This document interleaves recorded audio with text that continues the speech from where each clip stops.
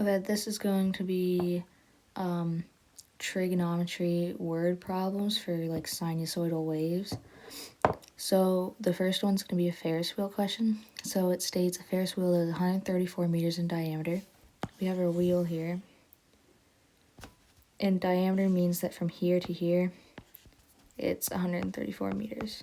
So this is how tall it is, basically. And it says that it sits atop a 9-meter platform. So that means that underneath it, there's 9 meters. And it completes one rotation every 11.5 minutes. So our period would be 11.5 minutes. We're going to convert that to seconds, though. So our period is going to be, to convert minutes to seconds, if you want to see like the formula for it, you do how many minutes you have, and then you put like your minutes on the bottom, and you just multiply like this. So it would be 11.5 times 60. So that's going to give you 690 seconds. Okay, so we have the diameter, we have the platform, we have our period, and then it says that the snail, an immortal snail, rides the Ferris wheel starting at the lowest point. So that means it's going to be starting right here. So we're going to create an equation to model the change in height over time of the snail, or height over time of the snail riding the Ferris wheel. So you're going to write out all of your different variables. So to get A, it's just the radius of your Ferris wheel, and then you just have to decide if it's negative or positive based on if it's starting at the maximum or the minimum. So because the snail is starting at the minimum value, we already know it's going to be negative, so you can just do that. And then to find the amplitude, or the radius, we just take the diameter and divide it by 2. So 134 divided by 2 is 67. Okay, now we're going to find h, because when the snail is at the lowest point, it says that we're starting at 0. So there's not going to be any horizontal shift, so we just put 0 for h. K is where the equation oscillates through. So it's going to be the middle of the circle. So we just take our a value, not the negative part, we take the 67, and we just add 9 onto it. So you get 76. And then for your b, you're just going to do, I know some people do 2 pi over whatever the new period is, but I do it this way because I like it more. So I do b, and then I do new period, which we found out to be 690 seconds, and we put it over 2 pi. So you're going to get 345 over pi. Okay, and now you're going to take all of that information and just put it into your equation. So we're going to do height related to time, so you do h of t equals, and then you want to just fill in a, b, h, and k. So negative 67, and we know it's cosine because it's starting at a minimum value. It's always cosine if it starts at a minimum or maximum, but if it starts in the middle, then it's sine. So we know it's cosine here. And then we go ahead and put our b value, which we have to do the reciprocal of what we got, of t, and then we just add our k value. So that is your equation. Okay, b states it says at what time or times in seconds is the snail at 141 meters during the first trip. So basically it's saying, if it's saying during the first trip, then we know that t is greater than or equal to 0, but less than or equal to what our period is. So it's 690. So it's less than or equal to 690. So basically we just take the 141 meters and we fill it in here. So let's go ahead and do that.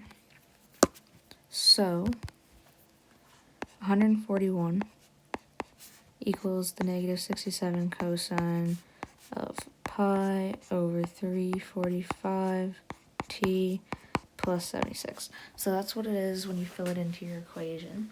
And now you just use your equation to actually solve your answer. So let's go ahead and start by subtracting the 76 from each side. That is going to give 65.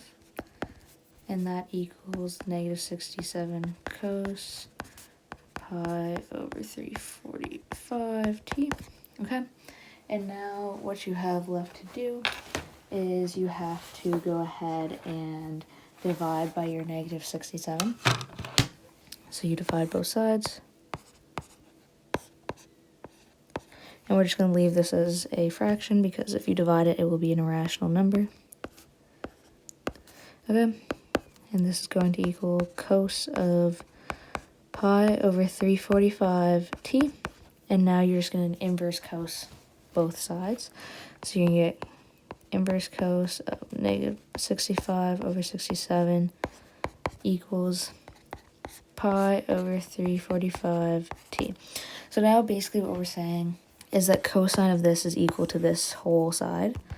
So when we have cosine or like inverse cos of something, we're going to get two different answers, and that's because in like a unit circle or in a period, there's going to be two different spots that can have that, and that, for example, like this is negative, so cosine's negative in quadrant 2 and quadrant 4.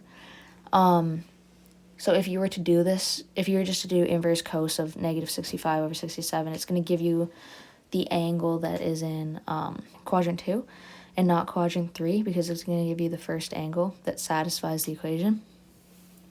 So to do this, we're going to actually find our reference angle, and then we're going to find the two possible angles that it could be, and then we're just going to keep those on this side and then eventually be able to divide those by pi over 45 to get t. So the reference angle is the first thing you're going to do. So what you do is you just omit the negative, so you divide 65 by 67, and then you just do inverse cos of that. And that's going to give you your 0.2495. You could probably just get away with just putting 4 numbers here, but I like to do a couple extra just so I know that my calculations are going to be correct. So now we know it's in quadrant 2 and 3. So what you have to do is do pi take away that number, and then pi plus that number so that you can get quadrant 3 or 2 and 3. I don't know why I keep saying 3 and 4. So we're going to do pi take away the 0.2, and that's going to give you 2.896. I'll do another one just for good measure, so 66.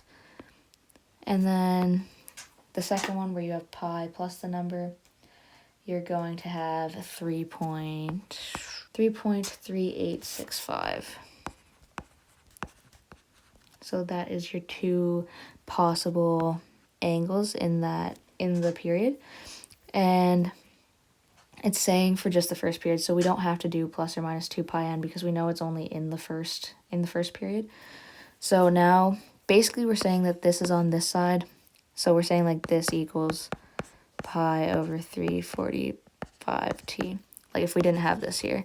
So what you do is you just times both sides by the reciprocal of this, because dividing by it is the same as timesing by the reciprocal.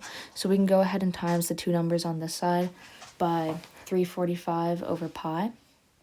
So if you do that, you get 345 pi, and then you put your two different answers